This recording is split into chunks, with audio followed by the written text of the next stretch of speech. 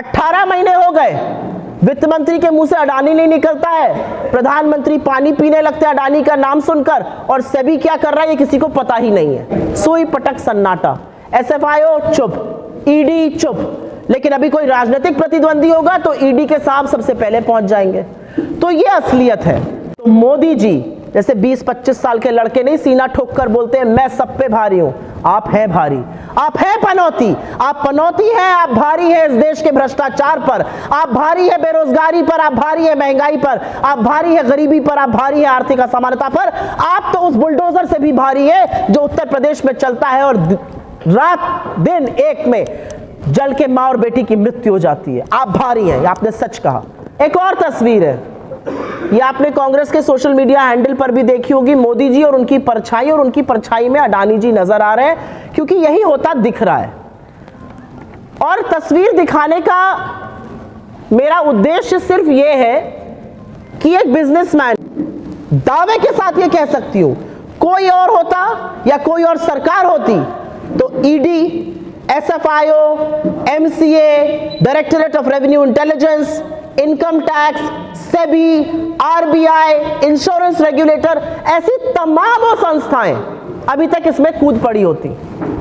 लेकिन भाई सैयाब है कोतवाल, तो डर काहे का, कोई चू ही नहीं कर रहा है, कोई शब्द ही नहीं बोल रहा है।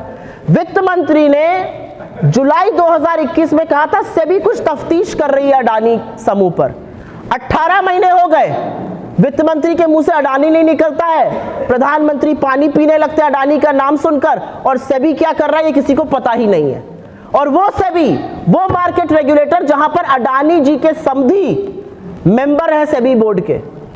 आप कॉन्फ्लिक्ट ऑफ इंटरेस्ट देखिए, जिस सेबी को आपको इन्वेस्टिगेट करना है उसके बोर्ड पर आपके लड़के के ससुर आपके समधी मेंबर हैं, सिरिल श्रॉफ जी, और सरकार चुप है।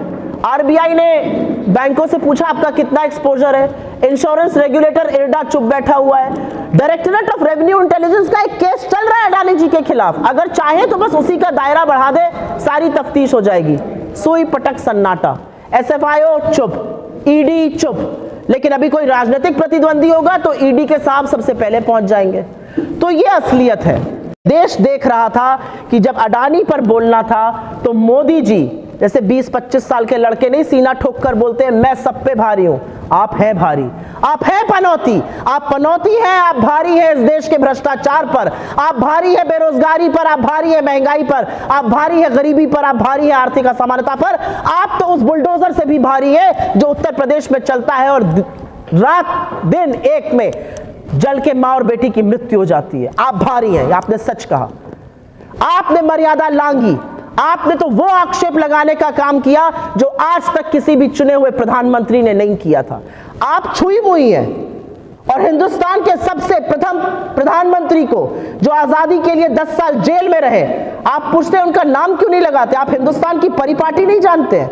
मैं आपसे पूछती हूं, आप नरेंद्र हीराबेन मोदी क्यों नहीं लिखते हैं? आप नरेंद्र दामोदर दास मोदी क्यों लिखते हैं? तो इस तरह की घटिया, इस तरह की स्तर गिराने का काम आप करते रहिए। ये देश देख रहा है और ये देश पूछ रहा है कि अडानी से आपके संबंध क्या है, ये रिश्ता क्या कहलाता है, वो आपके हैं कौन?